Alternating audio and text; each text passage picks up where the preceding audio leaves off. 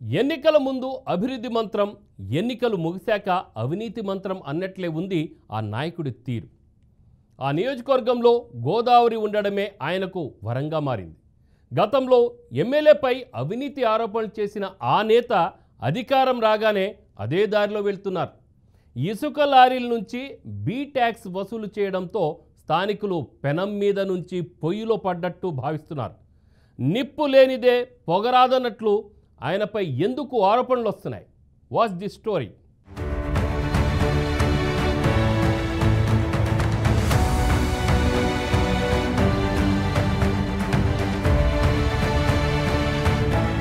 అంబేద్కర్ కోనసీమ జిల్లాలోని కొత్తపేట నియోజకవర్గం రాష్ట్రంలోనే ప్రత్యేకం.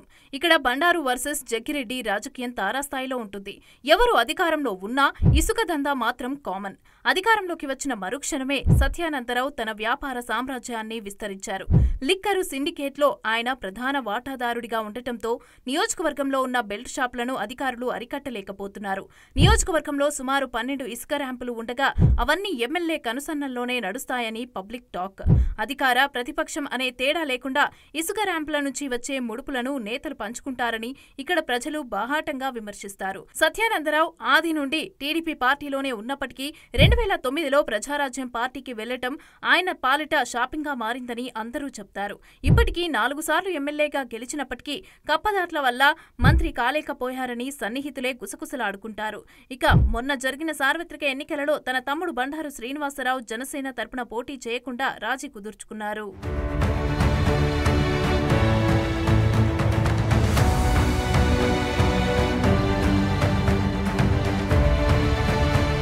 కొత్తపేట ఎమ్మెల్యేగా తెలుగుదేశం పార్టీ నుంచి పోటీ చేసిన బండారు సత్యానందరావు గెలిచారు.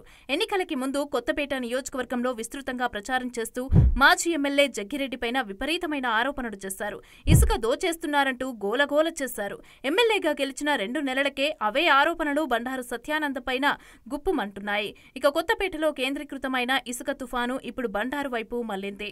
కొత్తపేట నియోజకవర్గంలో 3 ఇసుక స్టాక్ పాయింట్లు ఉన్నాయి. కొత్తపేటలో 1, రావులపాలెంలో 2 ఉన్నాయి. కూటమి ప్రభుత్వం అధికారంలోకి రాగానే ఉచిత ఇసుకను ప్రారంభించారు. పేరుకే ఉచిత ఇసుక, దోపిడీ మాత్రం తారాస్థాయిలో ఉందనే విమర్శలు వినిపిస్తున్నాయి. ఒక్కొక్క లారీ నుంచి బండారు బీ ట్యాక్స్ వసూలు చేస్తూ బండారు కోట్ల రూపాయలు దండుకుంటున్నారనే వార్తలు నియోజకవర్గం వ్యాప్తంగా గుప్పమంటున్నాయి.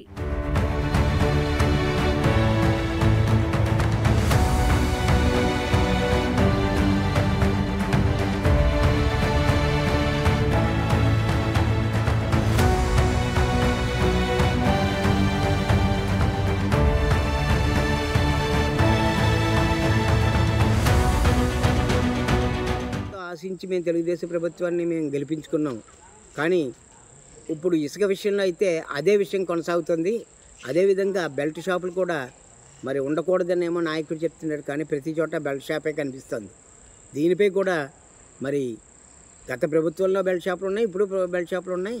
కాబట్టి మనం ఏ నాయకుడిని తప్పు పట్టాలో తెలియని ఇతన్ని ఎందుకు ఎన్నుకున్నాం, అతన్ని ఎందుకు ఓడించామనే మీమాంసలో ప్రజలు, నాయకులు, కేడర్ కూడా ఉన్నారని తెలియజేసుకున్నాం. ప్రభుత్వ ఫ్రీ ఇసుక పథకంలో ముందు వచ్చిన వారికి ముందు ఇసుక ఇవ్వాలనే నిబంధన ఉంది. అవన్నీ తుంగలో తొక్కి ఇసుక లారీకి బిల్లు ఇచ్చేది 4,900 11,000 చొప్పున వసూలు చేస్తున్నారని, దీనిలో ఒక్కో లారీకి 6,000కు పైగానే బండారు జేబులోకి వెళ్తోందని ఆరోపణలు వస్తున్నాయి.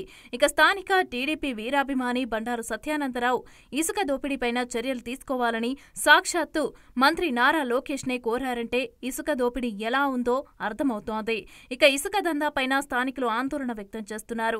రాత్రిపూట నిద్ర లేకుండా చేస్తున్నారని వాపోతున్నారు.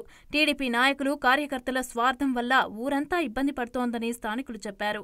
ఇసుక దందాలను అడ్డుకోవాలని స్థానికులు సైతం ఆందోళన వ్యక్తం చేస్తున్నారు.